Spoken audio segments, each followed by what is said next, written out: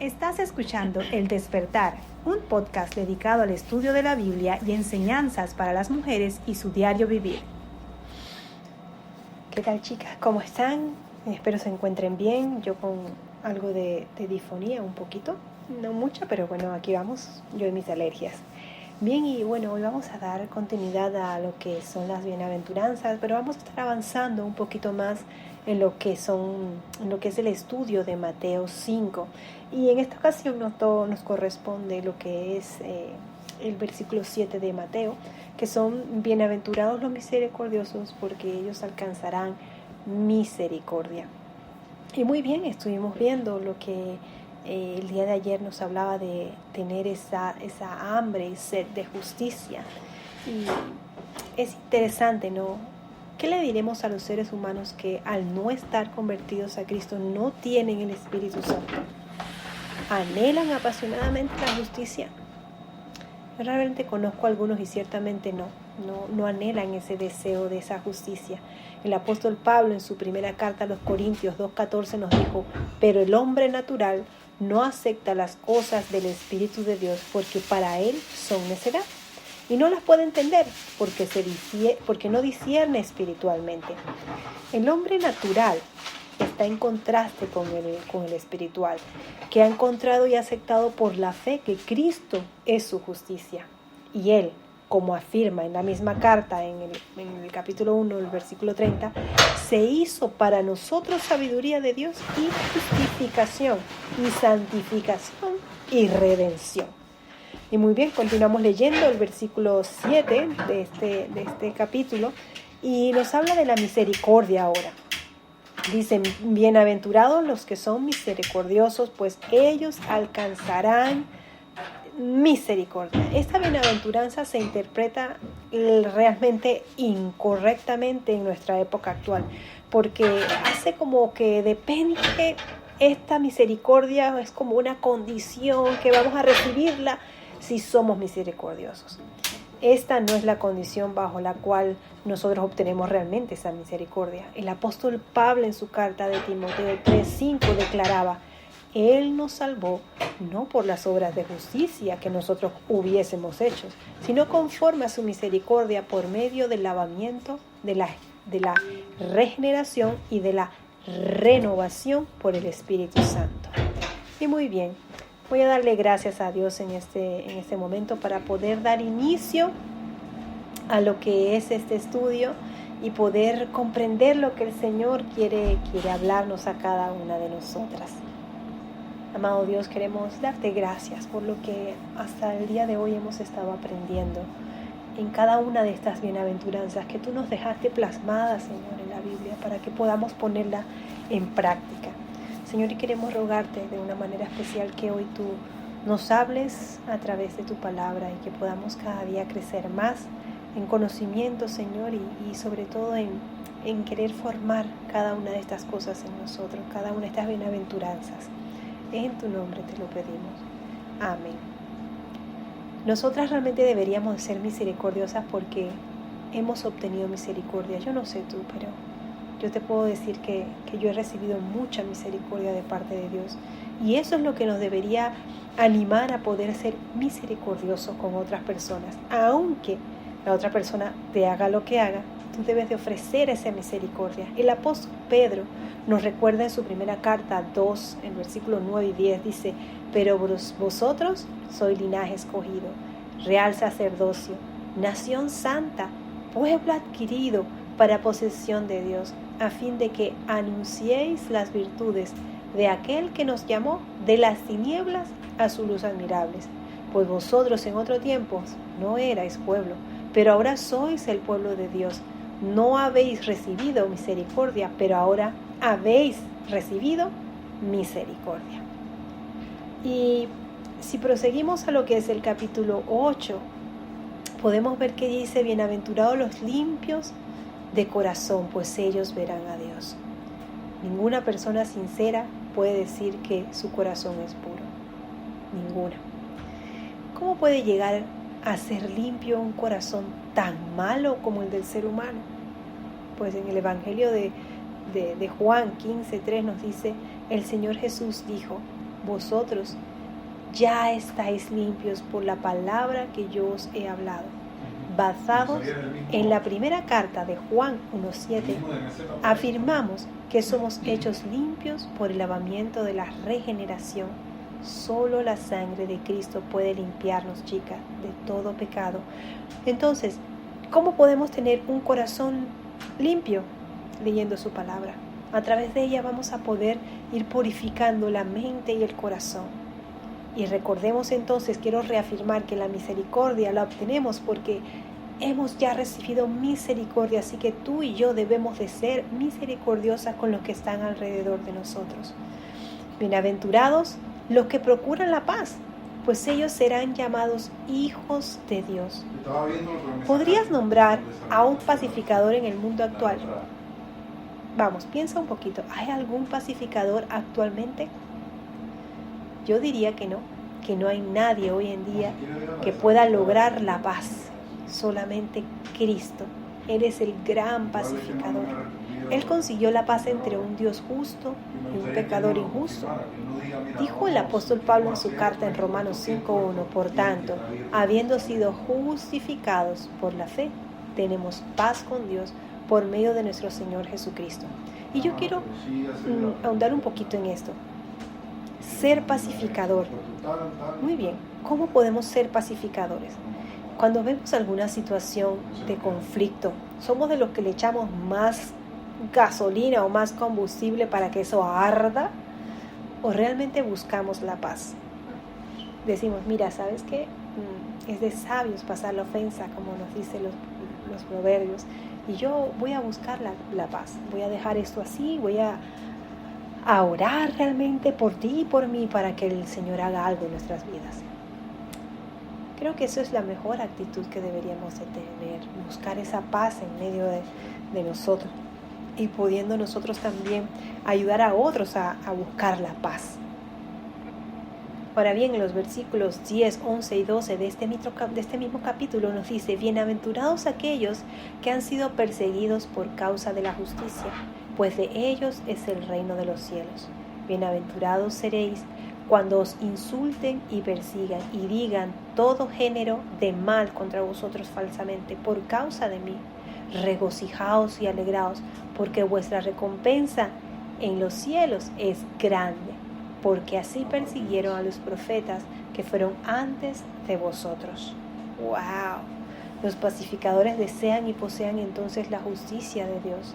Las personas que poseen esas cualidades se distinguirían por encima de los demás, pero serían incomprendidas por otros. Por lo tanto, padecerían persecución, hablarían mal de ellos. Sin embargo, las palabras de Jesús alentaron a sus seguidores, porque sufrirían la misma experiencia de los profetas, que también fueron incomprendidos y perseguidos. Ahora en el versículo 13, 14 y 15 encontramos: vosotros sois la sal de la tierra, pero si la sal se ha vuelto insípida, ¿con qué se hará salada otra vez? Ya para nada sirve, sino que para ser echada fuera y pisoteada por los hombres. Vosotros sois la luz del mundo. Una ciudad situada sobre un monte no se puede ocultar.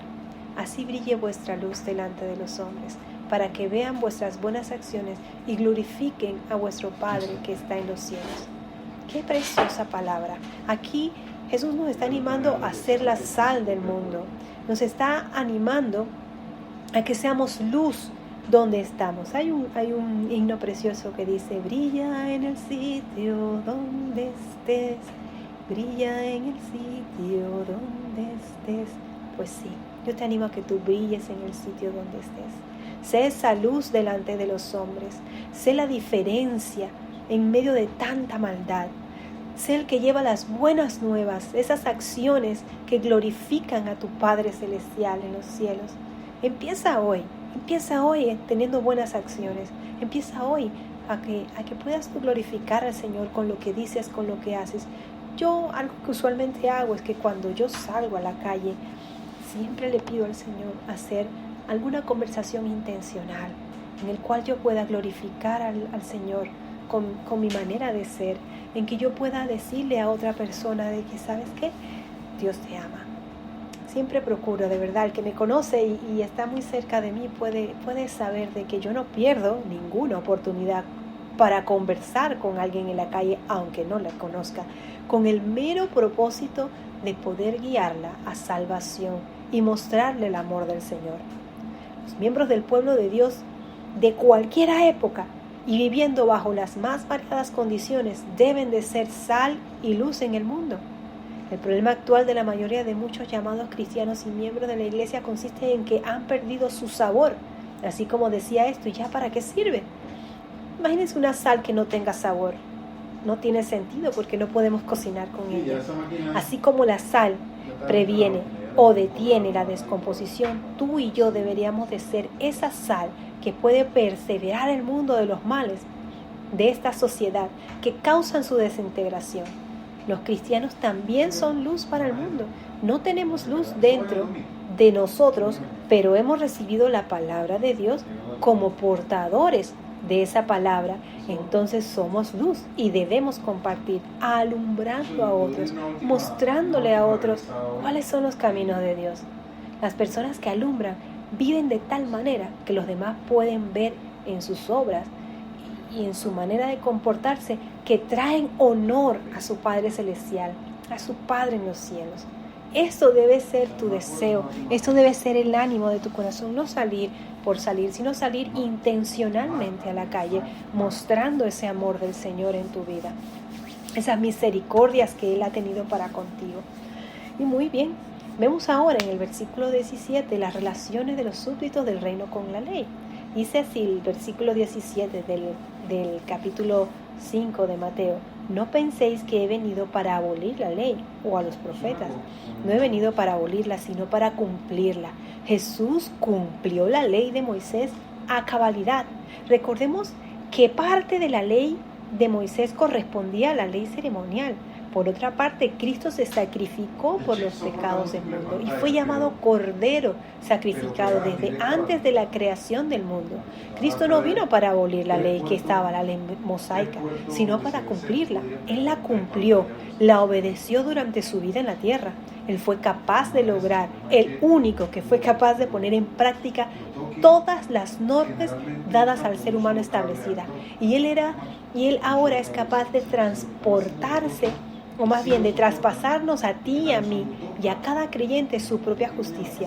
Las normas de Dios, chicas, no han cambiado, pero tú y yo no podemos aplicarlas a nuestra vida por nuestras propias fuerzas. Necesitamos la ayuda de nuestro Salvador. Verdaderamente necesitamos misericordia y poder obtenerla cuando venimos a Cristo. La podemos obtener cuando venimos a Él.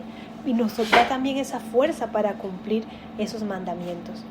En el versículo 18 vemos: porque en verdad os digo que hasta que pase el cielo y la tierra, no se perderá ni una letra más pequeña ni una tilde de la ley hasta que toda se cumpla. No estoy diciendo que tenemos libertad para quebrantar la ley dada por Moisés. No, chicas. La verdad es que la ley constituye una regla. Y como siempre he dicho, es una regla que nos ayuda a perseverarnos o a mantenernos a nosotras mismas. ¿Por qué? Porque revela que ya no puedo estar a la altura de las normas de Dios, la regla, pero con Cristo, a través de esa cruz, puedo alcanzar eso. La única manera en que soy capaz de cumplir la ley es aceptando al único que pudo cumplirla, a Jesucristo. La J era la letra en hebrea más pequeña. ¿Sabes eso? En español equivaldría al punto que va encima de la I. La tilde era la más cercana, insignificante de las escrituras hebreas, y en español equivaldría al acento ortográfico o en la que se coloca sobre la vocal. Muy bien, en el capítulo 19 vemos también el versículo 19: cualquiera pues que anule uno solo de estos mandamientos, aun de los más pequeños, y así los enseñe a otros, será llamado muy pequeño en el reino de los cielos. Pero cualquiera que los guarde y los enseñe, este será llamado grande en el reino de los cielos. ¿Cómo quieres ser llamada tú? ¿Pequeña o grande? Tú no puedes quebrantar los mandamientos y eludir las consecuencias. Eso está bien claro. Muchas veces decimos, ay, es que solo he dicho una mentirita blanca. Querida amiga, déjame decirte que Dios es un Dios justo y no puedes persuadirlo diciendo con una carita tierna, era una mentira piadosa o era una pequeña mentira blanca. No. Dentro de los mandamientos dice no mentirás. Y tenemos que irnos a lo que dice sus mandamientos. No mentir, no robar, no matarás. A veces dirás, bueno, es que yo no he matado. Ya. ¿Pero has robado? No, yo no he robado. ¿Te has llevado alguna vez tan siquiera un boli o una goma de borrar de tu oficina o páginas para los trabajos de tus hijos? Ya estás quebrantando la ley de Dios. Los fariseos, de acuerdo con la ley, tenían un alto grado de justicia. ¿Cómo podemos tú y yo superar la justicia de ellos? Resulta imposible con nuestros propios recursos. Además que Cristo lo haga por nosotros. Es la única manera. En el versículo 20 dice, porque os digo que si vuestra justicia no supera la de los escribas y fariseos, no entraréis en el reino de los cielos. Por eso es que les digo, tú y yo no podemos superar a los escribas ni a los fariseos, pero a través de Cristo nosotros podemos alcanzar esta misericordia y poder alcanzar todas esas leyes que fueron impuestas. En el versículo 21 y 22 dice, habéis oído que dijo a los antepasados, no matarás, y cualquiera que cometa homicidio será culpable ante la corte, pero yo os digo que todo aquel que esté enojado con su hermano será culpable, escuchen bien, será culpable ante la corte, y cualquiera que diga raca a su hermano será culpable delante de la Corte Suprema, y cualquiera que diga idiota será reo del infierno de fuego. ¡Oh, wow! Yo no sé tú, pero ya yo estaría temblando con esta pequeña porción que hemos leído. Muchas veces pensamos, como les he dicho, ay, es que no he matado a nadie. Pero ciertamente cuando estamos enojados contra un hermano, murmuramos de él, hablamos mal de él por todos lados. Tenemos esos sentimientos dentro de nuestro corazón. Lo digo porque yo lo he pasado. Tenemos esos sentimientos que no terminan todo el día de estar dándonos vuelta y vuelta en la cabeza, pensando mal en contra de nuestros hermanos. Y muchas veces hasta deseándole mal. Y realmente ya estamos violando la ley del Señor. Esta es una declaración tremenda. Significa que si tú estás enfadada con tu hermano, eres ya un asesino. ¿Crees tú que cumples la ley? No puedes quebrantarla sin evitar las consecuencias. No puedes expresar con orgullo que en el Sermón del Monte, en tu religión, y luego violar cada parte del mismo. Todos necesitamos un Salvador que ha cumplido perfectamente la ley y por ello puede atribuirnos su propia justicia. Observamos también en el versículo 26, Jesús dice, en verdad te digo, Él está elevado, la autoridad de su enseñanza por encima de las enseñanzas de Moisés. Él está elevando su opinión como dador de la ley y, por cierto, como el intérprete. En el versículo 27 y 28 dice así, habéis oído que dijo, no cometerás adulterio, pero os digo que todo aquel que mire a una mujer para codiciarla, ya cometió adulterio con ella en su corazón. Y esto no solamente lo podemos aplicar a los hombres, también a las mujeres. Si tú ves a un hombre con codicia, ya estás teniendo adulterio con esa persona, estás siendo adúltera. Si tú lo miras con ese deseo, con esa codicia, que ahora solamente no son los hombres, sino también las mujeres, están también fallando en lo que es esto. También vemos aquí que un punto esencial es que la enseñanza de los fariseos se encontraban en el acto externo, en que la única forma de cometerlo era a través de una unión sexual ilícita. Citaban correctamente el mandamiento, sin captar el punto esencial de lo que era el adulterio, que realmente comienza en el corazón de uno y culmina en el hecho mismo. La lujuria del corazón es tan mala como el acto en sí, e indica que el hombre no tiene una correcta relación con Dios. Si tú eres sincera, no afirmarás que estás cumpliendo la ley. Recordemos que habían 10 mandamientos. Aunque Mateo menciona solo 2 que Cristo comentó, yo creo que él elevó los 10 mandamientos a su máximo nivel. En el versículo 29 y 30 nos dice, si tu ojo derecho te es ocasión de pecar, arráncatelo y échalo de ti, porque te es mejor que pierdas uno de tus miembros y no todo el cuerpo que sea arrojado al infierno. Y si tu mano derecha te es ocasión de pecar, córtala y échala de ti, porque te es mejor que se pierda uno de tus miembros que todo el cuerpo vaya al infierno. Resulta claro que el Señor no recomendaba la mutilación literal. Claro que no, sino más bien que se erradicase la causa interna del delito o de la ofensa, debido a que un corazón lleno de lujuria puede incitar a cometer el mal. Nuestro corazón, chicas, debe cambiar. Debemos pedirle al Señor un nuevo corazón para que no tengamos ninguno de estos tipos de pensamientos en ellos. Resulta realmente inútil crearte falsas ilusiones o perder el tiempo simulando que cumples la ley cuando verdaderamente no es así. Y sí, es una actitud de hipocresía el continuar más bien como congratulándonos por lo bien que lo hacemos y para que reconozcan otros nuestros méritos, mientras que en realidad estamos contaminadas por el pecado. Somos malas e indignas de ir al cielo. El sermón del monte debería conducirnos a la cruz de Cristo para clamar por misericordia por nuestras vidas. En el versículo 31 y 32 también se nos dice, también se dijo, cualquiera que repudie a su mujer, le dé carta de divorcio. Pero yo os digo que todo el que repudia a su mujer, a no ser por causa de infidelidad, la hace cometer adulterio. Y cualquiera que se casa con esa mujer repudiada, comete adulterio. Aquí vamos a ver unos puntos interesantes. Aquí el Señor establece las funciones para el divorcio. Si alguien se divorciase por motivos no citados en la Biblia, estaría desobedeciendo esta norma. Trataremos este tema cuando lleguemos al capítulo 19, pero quiero adelantarles algo. En aquel entonces, quiero ponerlas en el contexto, muchas veces los hombres podían darle carta de divorcio a su mujer por cualquier tontería. Y realmente pues no era la más correcta. Hoy en día pues también está ocurriendo lo mismo. Me divorcio porque no somos compatibles. ¿Les parece muy particular? Creo que hay mucho de esto.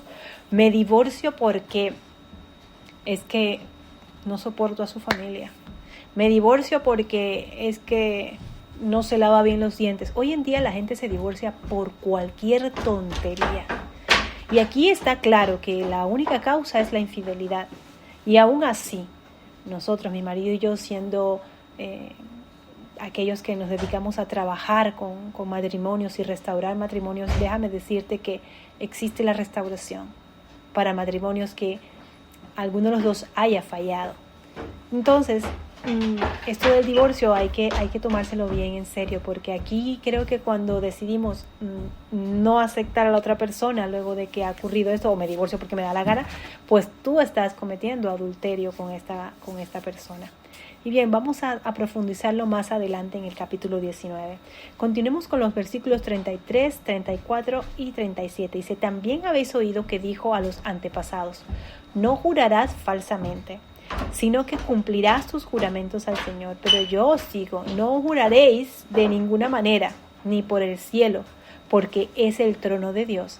Antes bien, sean vuestro hablar sí, sí o no, no. Y lo que es más de esto procede del mal. El Señor afirmó que los juramentos no son necesarios. Yo no sé si tú tienes la costumbre de estar jurando por el cielo, por los muertos, por la abuela que se murió, por la mamá, por mis hijos. El Señor nos dice que no son necesarios. El simple hecho de hacerlo enfatiza la maldad del corazón humano. La vida de un cristiano, al ser digno de confianza, debería ser suficiente para respaldar su palabra.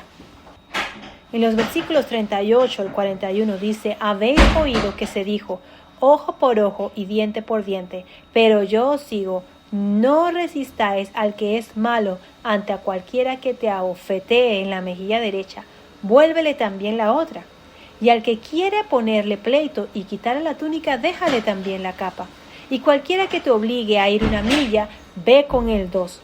Al que te pida, dale, y al que te desee pedirte prestado, no le vuelvas la espalda. Estas disposiciones fueron dadas para proteger al inocente y garantizar que la retribución no rebasaría la ofensa.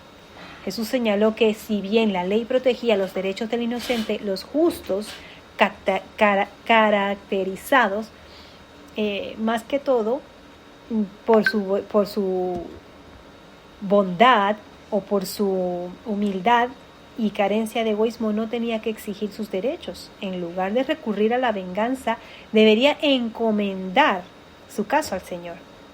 Puedes llevar a la práctica esos principios controlándote frente a estas actitudes.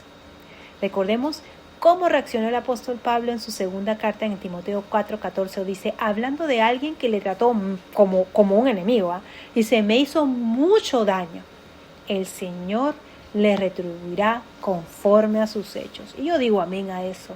Ayer les comentaba lo que me había ocurrido con una persona que nos robó, y realmente pido yo al Señor eso, que le retribuya conforme a sus hechos y aún así tenga misericordia, porque Dios ha tenido misericordia para conmigo. En el versículo 43 al 44 nos dice, habéis oído que se dijo, amarás a tu prójimo y odiarás a tu enemigo, pero yo os digo, amad a vuestros enemigos y orad por los que os persiguen. El Señor elevó la ley dada a Moisés al más alto nivel en su reino. El enemigo ha de ser amado.